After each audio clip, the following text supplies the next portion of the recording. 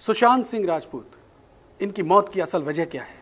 क्या इन्होंने खुदकुशी की है या फिर इनकी हत्या की गई है? इन्हें गला घोट करके मारा गया है या फिर खुदकुशी करते समय दम घुटने की वजह से इनकी मौत हुई है या फिर इन्हें जहर दे करके मारा गया है?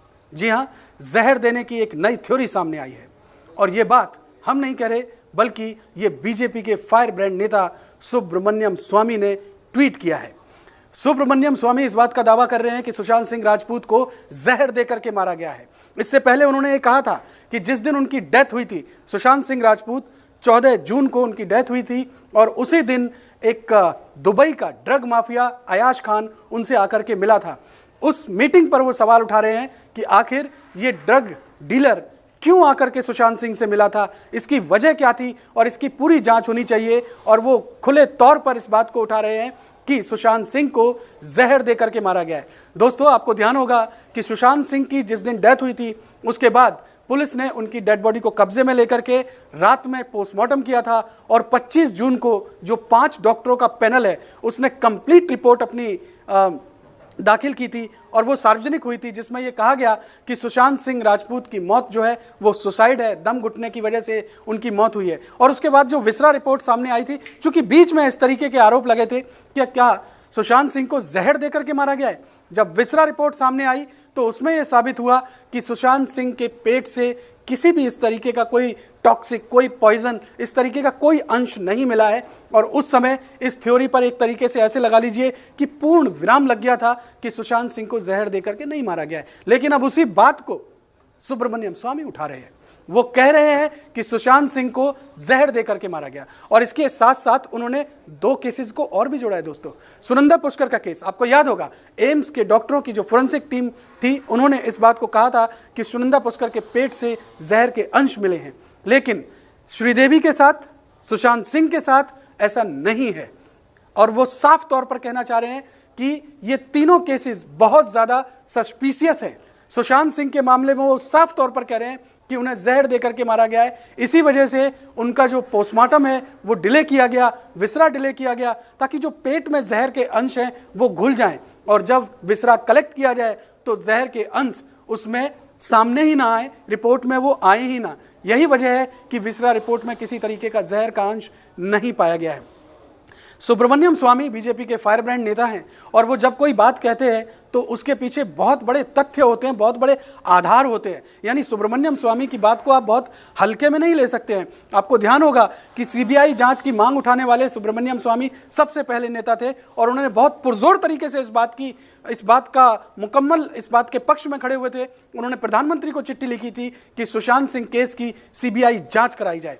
और अब चूंकि वो बहुत मुखर होकर के इस बात को कह रहे हैं कि इस मामले में दुबई के ड्रग डीलर्स का हाथ है, इसमें अंडरवर्ल्ड का हाथ है। और वो एक और बड़ी बात कह रहे हैं दोस्तों, वो ये कह रहे हैं कि ये जो केस है, ये वाटरगेट साबित होने वाला है। वाटरगेट क्या है, वाटरलू क्या है, वो किस बात को कनेक्ट करना चाहते हैं, समझिए इसको। असल में 1970 के दशक में अमेरिका के जो प्रेसिडेंट हैं रिचर्ड निक्सन, उन पर वाटरगेट घोटाले का आरोप लगा था। उन पर आरोप लगा था कि उन्होंने जासूसी कराई है और उसकी जब जांच हुई थी तो उसके बाद उन्हें इस्तीफा तक देना पड़ा था। और इस बात का पूरा खुलासा जो अमेरिका का अखबार है वॉशिंगटन पोस्ट, उसमें किया गया था।